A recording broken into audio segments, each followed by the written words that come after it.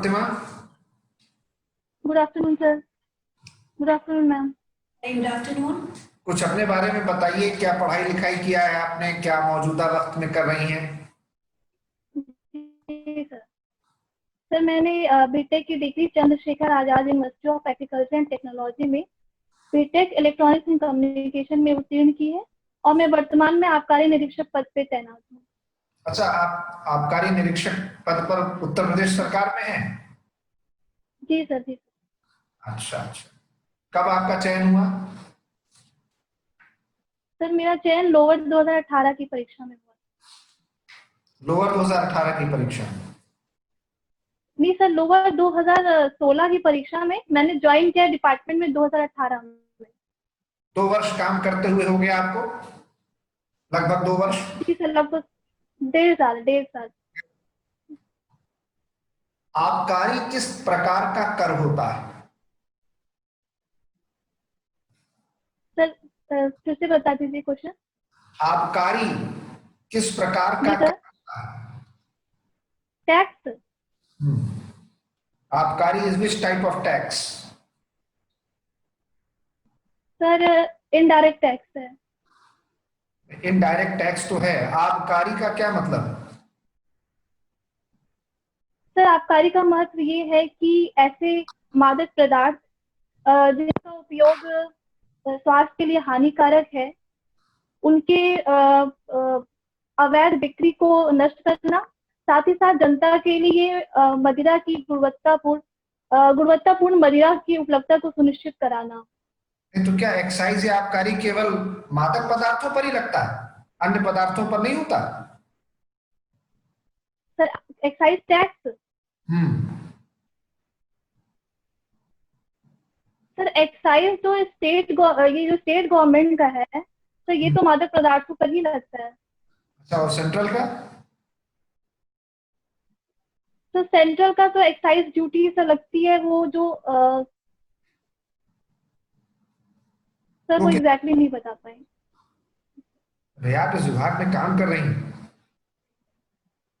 जी sir. माचिस की डिब्बी आपने घर में प्रयोग जरूर की होगी। जी सर। तो जब आप माचिस की डिब्बी निकालती हैं तीली जलाने के लिए, तो उसका कवर खोलते हुए आपने कभी देखा उस पर एक मोहर लगी रहती है, excise duty paid, excise paid? Sir लगी होगी सर, मैंने ध्यान नहीं दिया इतना। यानी उत्पादन करके जितनी भी वस्तुओं का निर्माण होता है सब पर एक्साइज लगता है, लेकिन चूंकि सबसे ज्यादा मात्रा में मादक पदार्थों से एक्साइज का राजस्व प्राप्त होता है, इसलिए हम लोग ये समझ लेते हैं कि एक्साइज का मतलब है शराब का टैक्स, शराब का कर। ऐसा नहीं है, ठीक है ना? तो अब मुझे आप ये बताइए, आप टैक्स से जुड़े हुए डिपार्टमेंट में काम कर रही हैं, टैक्स, ड्यूटी और सेस में क्या फर्क होता है?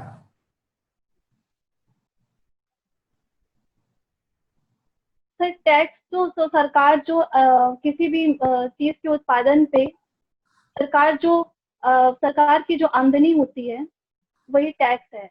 ये दो तरह के होते हैं, डायरेक्ट टैक्स और इनडायरेक्ट टैक्स। डायरेक्ट टैक्स ऐसे होते हैं जो सरकार डायरेक्टली गवर्नमेंट एम्प्लॉय से उनकी आमदनी से डायरेक्ट कटौती करती है। इनडायरेक्ट टैक्स ऐसे होते हैं जो एम्प्लॉइज से? सर आवाज है। नहीं, डायरेक्ट टैक्स वो है जो सरकार एम्प्लॉइज से लेती है। सर एम्प्लॉयज की सैलरी से जैसे डायरेक्ट डिडक्शन होता है। हम्म। जी सर। तो टैक्स, फी, सेस, ड्यूटी, 4 चीजें मैंने पूछी आपसे, बताइए। जी सर। सेस जो होता है वो एडिशनल चार्ज होता है over tax. Certain percentage tax का एडिशनल कुछ परसेंटेज जो है एज अ सेस गवर्नमेंट लेती है, वो किसी स्पेसिफिक पर्पस के लिए होता है, जैसे कि काउ सेस है या ऐसी चीजें पे अलग से मतलब सरकार लगाती है टैक्स के ऊपर। ड्यूटी?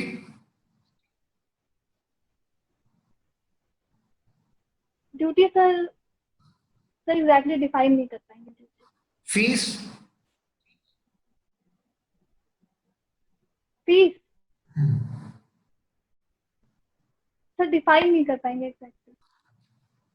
सेंट्रल एक्साइज और स्टेट एक्साइज में क्या फर्क है?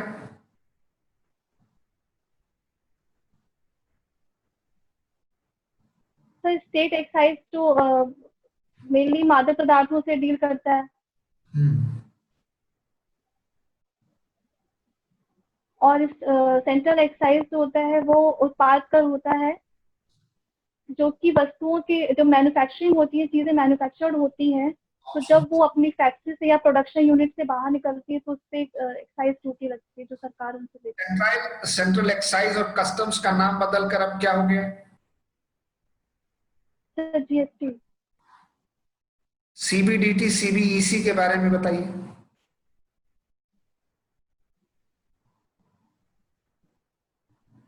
Sir CBDT central board of direct taxes,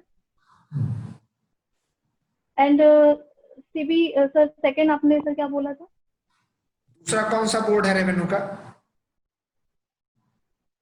sir वो कस्टम और एक्साइज ड्यूटी को मर्ज कर दिया गया था, सेंट्रल एक्साइज को, तो उसको सेंट्रल बोर्ड ऑफ, सर वो फुल फॉर्म मुझे नहीं याद आ रहा है इस समय। अच्छा, क्या ऑप्शनल सब्जेक्ट है आपका प्रतिमा?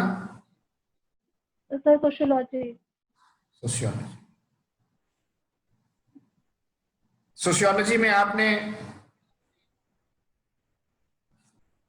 इंडियन सोशियोलॉजी अच्छे से पढ़ा है, याद है आपको? सर सब्जेक्ट बिल्कुल भी नहीं पढ़ पाए हैं अभी सर। अच्छा, तो आप मुझे बताइए, हम कहां से आपसे सवाल पूछे? जिस एरिया में आपने पढ़ा हो, आप कंफर्टेबल हो, जिसमें आपको लगता हो कि आपकी तैयारी है, आपको हम ये चॉइस देते हैं कि आप खुद मुझे बताएं, तो हम उसी से आपसे सवाल पूछेंगे। सर जो रिसेंट इश्यूज हैं, करंट इश्यूज, सर उनसे आप पूछ सकते हैं। ठीक है।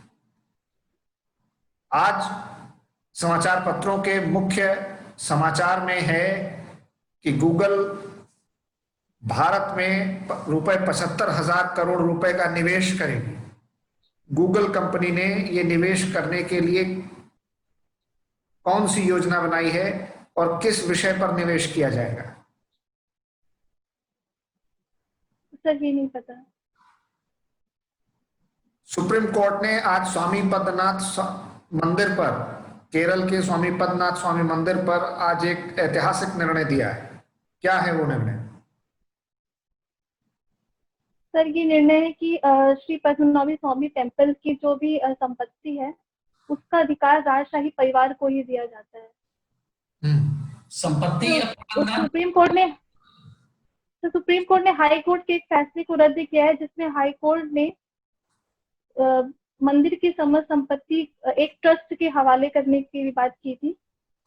तो सुप्रीम कोर्ट ने उस फैसले को रद्द। संपत्ति का अधिकार दिया है कि प्रबंधन का अधिकार दिया है? सब प्रबंधन का।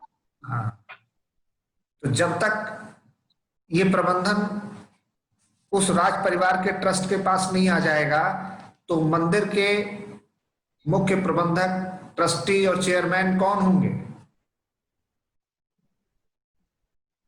सर ये तो नहीं पता। अच्छा, बीसी सखी क्या है? सर डीसी सखी। बैंकिंग कॉरेस्पॉन्डेंट, बीसी सखी। सर नहीं पता।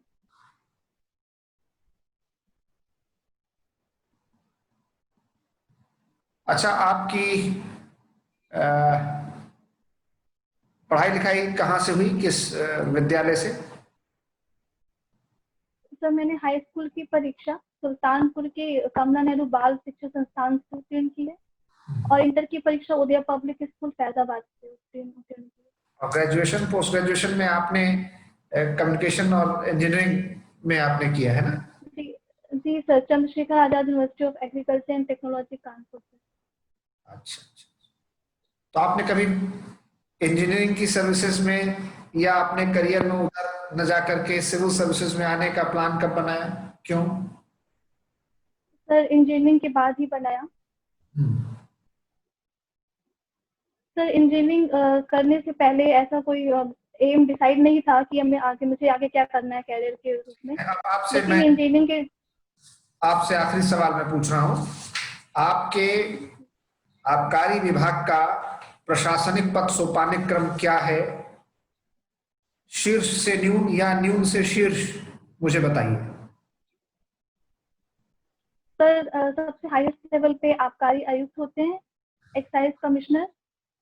उससे नीचे अपर आबकारी आयुक्त होते हैं, एडिशनल एक्साइज कमिश्नर, जो कि 2 पोस्ट होती है उसकी।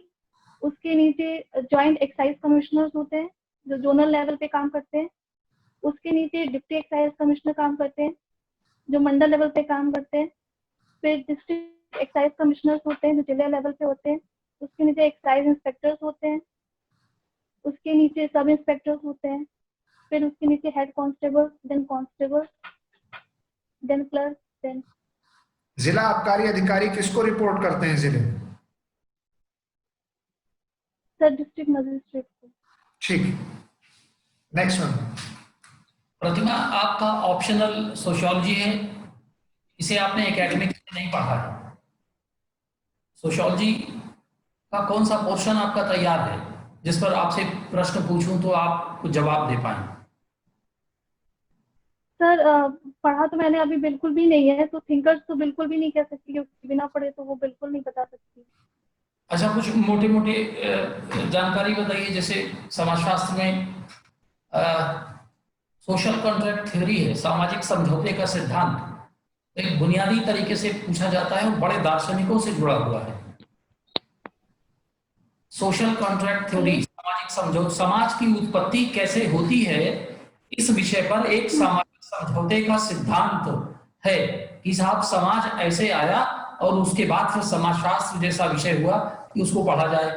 तो समाज का ओरिजिन जो है उस पर एक सिद्धांत है, थ्योरी है, सामाजिक समझौते का सिद्धांत। आप एक इसी प्रश्न का उत्तर दीजिए, आपके विषय से एकमात्र प्रश्न है ये। बड़े दार्शनिक लॉक, रूसो, ये 3 फिलोसोफर हैं, 3 चिंतक हैं जो इस विषय से जुड़े हुए हैं।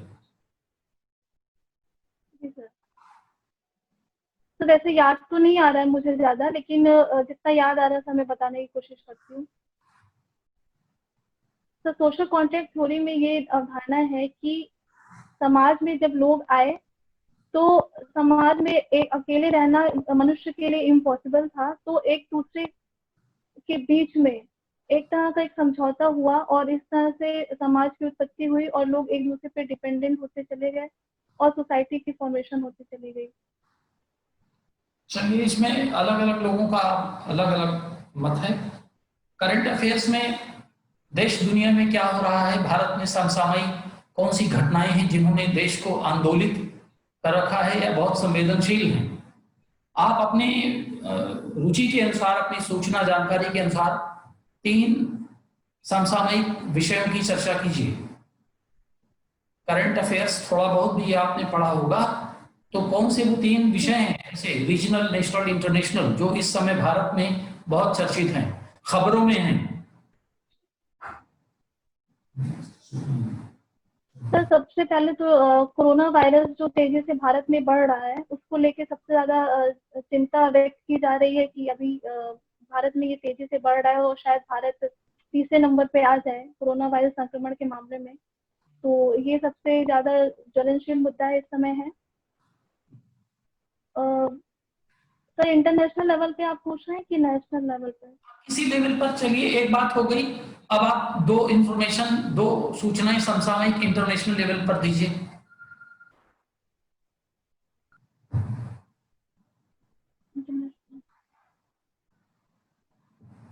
भारत तो एग्जैक्टली तुरंत याद।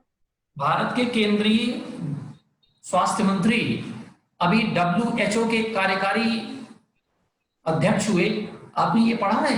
डॉक्टर हर्षवर्धन। नहीं सर।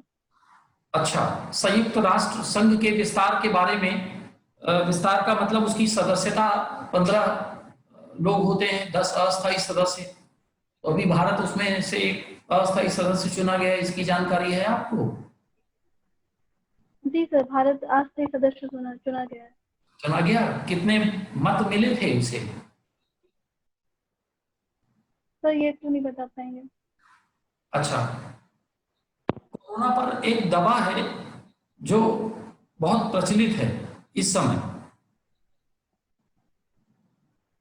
जिसका एक्सपोर्ट भारत से बाहर भी किया गया। अमेरिका के राष्ट्रपति डोनाल्ड ट्रंप ने उसको एक्सपोर्ट करने के लिए भारत ने इस पर प्रतिबंध लगा रखा था, निवेदन किया था और डिप्लोमेटिकली भी उन्होंने दबाव बनाया। सर हाइड्रोक्लोरोक्विनोन। हाँ, तो हाइड्रोक्सीक्लोरोक्विन ये आपको रटा होना चाहिए ना। जी सर। कौन और दूसरी दवा है जो इसके लिए यूज हो रही है? रिपर्पजिंग सर ड्रग्स के बारे में पढ़ा है अखबार में, कभी सामने से गुजरा है? Repurposing drugs. सर आवाज नहीं आ रही, फिर से बता दीजिए। रिपर्पजिंग ड्रग्स यानी ऐसी दवाइयां जो बनी किसी और बीमारी के लिए रही हैं, हुई हैं, लेकिन उनका प्रयोग किसी दूसरी बीमारी में किया जा सकता है। जैसे इबोला नामक बीमारी जब हुई तो उसके लिए एक दवा बनी रेमडेसिविर, लेकिन उसका प्रयोग किसी और दूसरी पर किया गया, है ना। तो मलेरिया के लिए ये आपने जो अभी दवा का नाम लिया बनी थी, लेकिन उसका उपयोग किया गया कोरोना वायरस के इलाज, तो इसीलिए इसे कहा गया रिपर्पजिंग ड्रग्स। एक शब्दावली है रिपर्पजिंग ड्रग्स की, एक शब्दावली है, सामने से गुजरेगी, आप इसे देखिएगा मंथली मैगजीन में जब आपके पास अभी समय हो तो। अब मैम आपसे कुछ आपकी हॉबीज वगैरह के बारे में कुछ दूसरे प्रश्न आपसे मैम पूछेंगी। Good evening Pratima. Good evening ma'am. कुछ अभी आपसे कोरोना पे ही प्रश्न पूछे जा रहे थे, तो मैं थोड़ा सा उसको कंटिन्यू करूंगी कि इसमें कुछ नए शब्द जैसे कि कम्युनिटी ट्रांसमिशन, कम्युनिटी ट्रांसमिशन से आप क्या समझते हैं?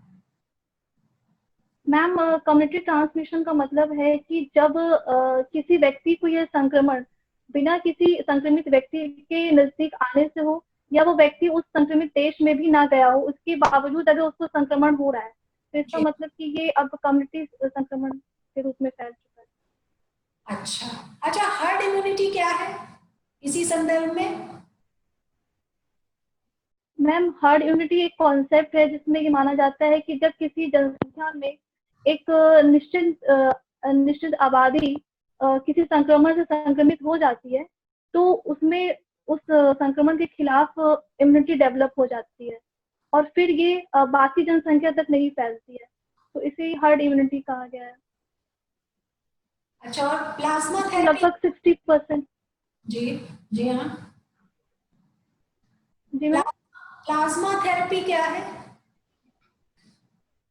ऐसे व्यक्ति जो कोरोना से संक्रमित हो चुके हैं उनकी प्लाज्मा फिल्टर करके ऐसे व्यक्ति जो इस समय अभी कोरोना से पीड़ित है उनको दिया जाता है, और ऐसा माना जाता है कि ये काफी कारगर है कोरोना संक्रमण में।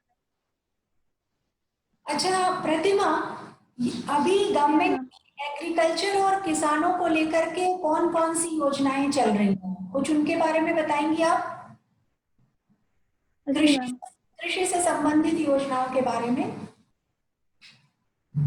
मैम प्रधानमंत्री फसल बीमा योजना, हाँ, और प्रधानमंत्री सिंचाई योजना, जी हाँ, प्रधानमंत्री गरीब कल्याण योजना,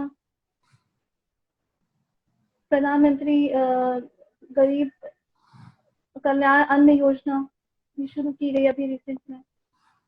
अच्छा, कुछ महिलाओं को लेकर भी योजनाएं बनाई गई। उज्ज्वला योजना क्या है? उज्ज्वला योजना 2016 में शुरू की गई थी, जिसका उद्देश्य था कि ऐसी महिलाएं जिनके पास रसोई गैस कनेक्शन की सुविधा नहीं है, तो उन्हें 5 लाख परिवारों को एलपीजी कनेक्शन देने की सुविधा की योजना बनाई गई थी। सुकन्या समृद्धि योजना किस लिए है? सुकन्या समृद्धि योजना ऐसी लड़कियां जो 18 वर्ष से कम है, ऐसी लड़कियों के लिए सुकन्या समृद्धि योजना बनाई गई थी, जिसमें एक कुछ निश्चित धनराशि माँ बाप जमा कर सकते हैं, जो कि 18 वर्ष के बाद उससे उसमें से जितनी भी जमा धनराशि है उसका कुछ प्रतिशत जो निकाला जा सकता है 18 वर्ष के बाद उनकी पढ़ाई के लिए, जिसका उपयोग किया जा सके। अच्छा, वुमेन एम्पावरमेंट, महिला सशक्तिकरण से आप क्या समझती हैं? महिला सशक्तिकरण का तात्पर्य यह है कि जब महिलाएं पुरुषों पे अपनी डिसीजन लेने के लिए निर्भर ना रहे और वो खुद अपने डिसीजन लेने में सक्षम हो, तो यही महिला सशक्तिकरण है। अच्छा, कुछ अपनी हॉबीज के बारे में बताएं प्रतिमा। मैम, मेरी हॉबी सिंगिंग है, गाना गाना गाती हूँ मैं, मुझे अच्छा, पसंद है। किस तरह के गाने सुनना पसंद है? गाना गाते हैं। Ma'am old song, old ma'am songs. Old song. अच्छा, आपका सबसे पसंदीदा पुराना गाना कौन सा है? अजीब दास्तां है ये। किस फिल्म का है? मैम फिल्म तो नहीं पता। किस पर फिल्माया गया है?